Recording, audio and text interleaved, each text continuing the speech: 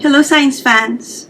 Dito sa Pilipinas, ang mga batang babae ay nakakaharap ng maraming pagsubok kung gusto nilang mag-aral ng science, technology, engineering o mathematics o STEM. Ang mga pagsubok na ito ay kadalasang napipigilan ang mga talented na individuals para masundan nila ang kanilang passion at ma-realize ang kanilang full potential sa field ng STEM. At ginawa namin ang Scientia Thesis Grant para makabawas sa mga pagsubok na ito sa pamamagitan ng pagbigay ng financial support amounting to 55,000 pesos, magbigay ng visibility at encouragement sa mga kababaihan na gustong mag-aral ng STEM.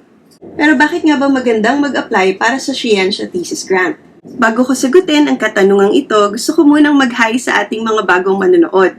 Ako po si Chona and I'm your resident Filipina scientist. Isa po akong mananaliksik in the field of molecular ecology. And I'm only able to pursue my education dahil po sa mga scholarships. Isa rin po akong teacher at nakikita ko pong napakakonti ang mga scholarship opportunities para sa ating mga estudyante at na napakabigat ng burden ng return of service ng ibang mga scholarship na ito. And Scientia is my science communication channel kung saan gusto ko pong maka-encourage pa ng mas maraming kabataan, especially mga batang babae, to become part of the STEM community. Hindi madaling mag-aral ng STEM para sa isang batang babae sa Pilipinas. May mga societal expectations at gender stereotypes na kadalasang nakaka-discourage sa mga kababaihan para mag-pursue ng STEM-related na pag-aaral o trabaho, leading to a significant gender gap. 30% lamang ng mga STEM professionals sa Pilipinas ay babae, at napaka-importanteng ma-bridge natin ang gender gap na ito. Nakakadagdag pa dito ang mga financial constraints na nagbibigay din ng isang napakalaking balakid. Maraming mga estudyante ang hirap makahanap ng pera para mapondohan ang kanilang pag-aaral at ang kanilang mga thesis. Kaya maraming mga bata ang nag-aabandona sa kanilang kagustuhan na mag-aral ng STEM. Data from various surveys ang nagpapakita na ang average cost ng isang simpleng STEM-based thesis ranges from 55,000 pesos to 100,000 pesos. Para sa maraming pamilya, napakalaki ng gastusing ito. Kaya may mga ibang bata na nagsishift o lumilipat sa ibang kurso na mas mura.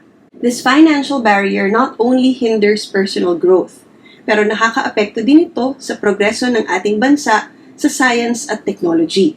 Idagdag pa natin dito ang limitadong dami ng mga kababaihan na nagsisilbing role models at mentors sa field ng STEM.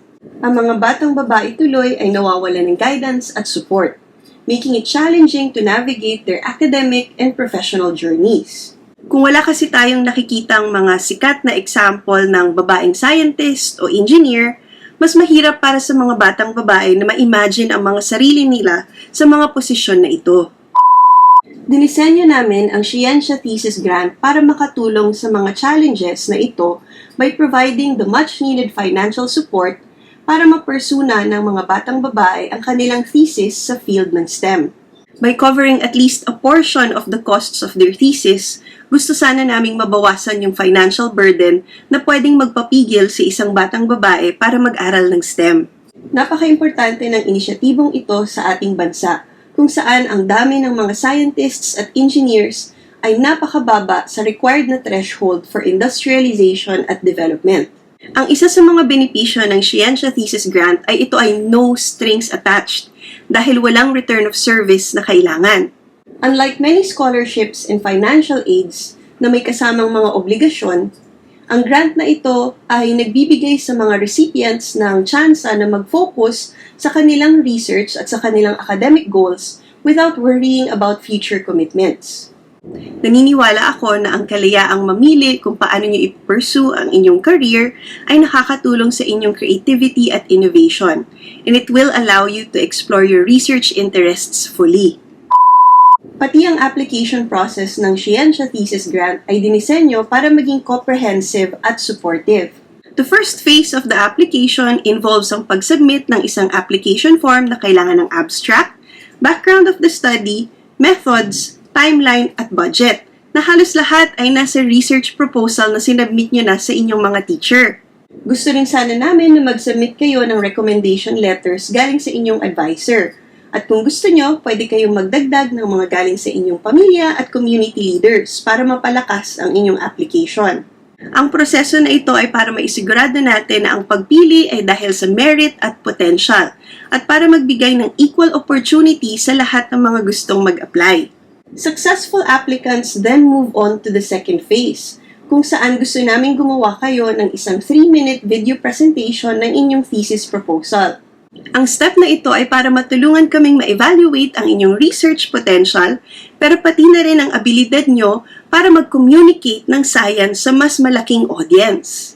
Ang mga video na ito ay isi-share sa Scientia YouTube channel, website at social media pages para mabigyan ng ating applicants ng isang platform para ma-showcase ang kanilang trabaho sa mas maraming tao. At naniniwala kami na isa ito sa mga pinaka-importanteng aspeto ng Scientia Thesis Grant, ang matutong mag-share ng scientific concepts to a wider audience.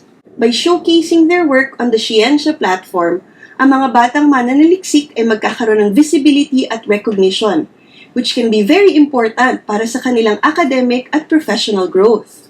Ang exposure na ito ay makakatulong para makabuild ng kanilang confidence at para ma-motivate din sila na tuloy-tuloy nilang i-pursue ang kanilang STEM aspirations. Ang pag-share din ng research nila through Scientia can also serve to inspire other young women para mag-aral at magtrabaho sa field ng STEM. Seeing peers successfully conducting and presenting their research can inspire more young girls to pursue STEM-related careers. Makakagawa ito ng ripple effect, where each success story motivates others to embark on similar journeys.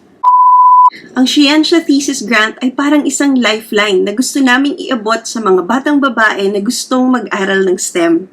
By addressing financial barriers, pagbibigay ng visibility, at pag-encourage ng sharing ng inyong research, this grant empowers young women to achieve their full potential. At dahil nga no strings attached ang grant na ito, sinisigurado natin na pwede kayong mag-focus sa inyong academic goals without worrying about future commitments. At ang emphasis natin sa communication at public engagement through the Scientia platform amplifies the impact of your work. Makaka-inspire kayo ng ibang tao at makaka-create tayo ng culture of scientific curiosity sa Pilipinas. So para sa mga babaeng gustong mag-apply para sa Scientia Thesis Grant, hindi lamang ito isang oportunidad para makahanap ng additional funding para sa inyong thesis. Chance nyo rin ito para maging part ng isang movement that champions diversity, inclusivity, and excellence in the Philippine STEM community.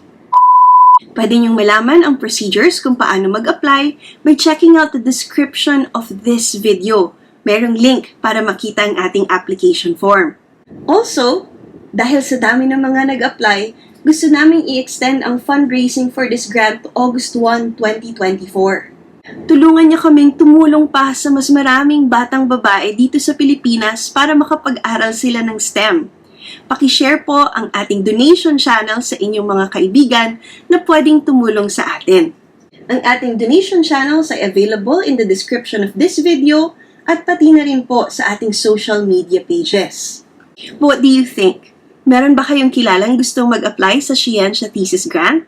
Ang deadline natin ay sa July 6 at mabilis lang masubmit ang forms through the link na nasa description ng video na ito. So let us know your thoughts in the comment section below.